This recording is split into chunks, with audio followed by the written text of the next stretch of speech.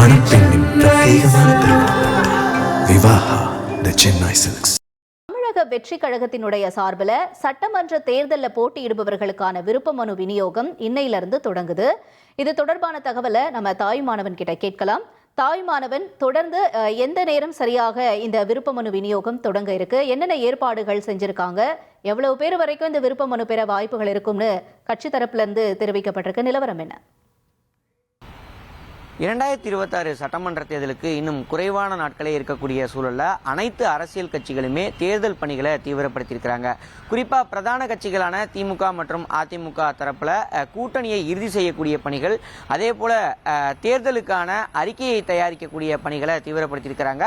அதிலும் குறிப்பாக அதிமுக தரப்புல தேர்தல் அறிக்கையில் இடம்பெறக்கூடிய குறிப்பிட்ட சில அம்சங்கள் குறித்தான அறிவிப்பும் வெளியிடப்பட்டிருக்கிறது. இப்படிப்பட்ட சூழலை தான் தவேகாவும் தங்கள் தரப்புக்கு அந்த தேர்தல் பணிகளை தீவிரப்படுத்தியிருக்கிறாங்க. குறிப்பாக தேர்தல் அறிக்கையை தயார் செய்வதற்கு அதற்கான குழு என்பது அமைக்கப்பட்டு மாவட்ட வாரியாக நேரடியாக சென்று மக்களிடையே நேரடியாக கருத்துக்களை கேட்டு பெறப்பட்டு அந்த தேர்தல் அறிக்கையை தயாரிக்கக்கூடிய பணிகளில் தவேகாவும் ஈடுபட்டு இருக்கிறாங்க. இந்த ஒரு நிலையில தான் தவேகா தரப்புல வருகின்ற சட்டமன்ற தேர்தலில் போட்டியிடுபவர்களுக்கான விருப்ப மனு விநியோகம் என்பது இன்றைய தினம் தொடங்குகிறது. பனையூரில் இருக்கக்கூடிய கட்சி அலுவலகத்தில் இன்று காலை 10 மணி முதல் மாலை 6 மணி வரையான வருகின்ற 14ஆம் தேதி வரைக்கும் இந்த விருப்ப மனுக்களை வழங்கி பெறக்கூடிய பணிகளில் ஈடுபடுவதற்கு தவேகா தலைமை திட்டமிட்டிருக்கிறாங்க. இதற்கான அறிவிப்பை தான் வெளியிட்டிருக்கிறாங்க. குறிப்பாக சொல்ல வேண்டும் என்றால் பொது தொகுதிக்கு 10,000 என்ற கட்டணத்திலும் தனி தொகுதிக்கு 5,000 என்ற கட்டணத்திலும் கட்டணத்தை செலுத்தி விண்ணப்பங்களை பெற்று பூர்த்தி செய்து வழங்க வேண்டும் என கட்சியின் தலைமை தரப்புல உத்தரவு என்பது வழங்கப்பட்டிருக்கிறது.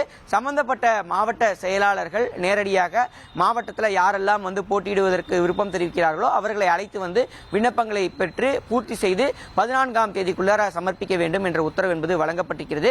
சமர்ப்பிக்கப்பட்டவர்களுக்கான நேர்காணலும் விரைவில் துவங்க இருப்பதாகவும் விஜயே நேரடியாக அந்த நேர்காணலில் ஈடுபட இருப்பதாகவும் தகவல்கள் வெளியிடப்பட்டிருக்கிறது. குறிப்பாக தமிழக வெற்றி கழகத்தை பொறுத்தமட்டில் இந்த 2026 சட்டமன்ற தேர்தலில் கூட்டணி அமைப்பதற்கான பல்வேறு கட்ட முயற்சிகளில் ஈடுபட்டிருந்தாங்க. தற்போதைய நிலவரப்படி எந்தவிதமான கட்சியுமே கூட்டணிக்குள்ளார வராத ஒரு சூழலை தொடர்ந்து தனித்தே போட்டியிடுவதற்கும் தமிழக வெற்றி கழகம் தயாராகி இருப்பதாக தகவல்கள் வெளியாகி இருக்கிறது. இப்படிப்பட்ட நிலையில தான் தவேகா தரப்புல அந்த விருப்ப மனு விநியோகம் என்பது இன்றைய தினம் தொடங்குகிறது. ஏராளமான தவேகாவினர் இந்த விருப்ப மனுக்களை பெறுவதற்கு மும்முரம் காட்டுவதாக தகவல்கள் என்பது வெளியாகி இருக்கிறது. இது ஒரு புறம் இருக்க, விஜயினுடைய அடுத்த கட்ட சுற்றுப்பயணத்தை தீவிரப்படுத்துவதற்கும் தவேகா தயாராகி இருக்கிறாங்க.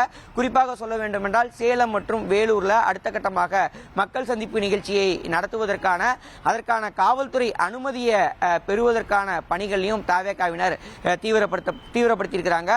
குறிப்பாக தவேகா தரப்பிலும் தேர்தல் பணிகளை தீவிரப்படுத்தக்கூடிய வகையில் பல்வேறு நடவடிக்கைகளில் ஈடுபட்டிருப்பது குறிப்பிடத்தக்கதாக பார்க்கப்படுகிறது.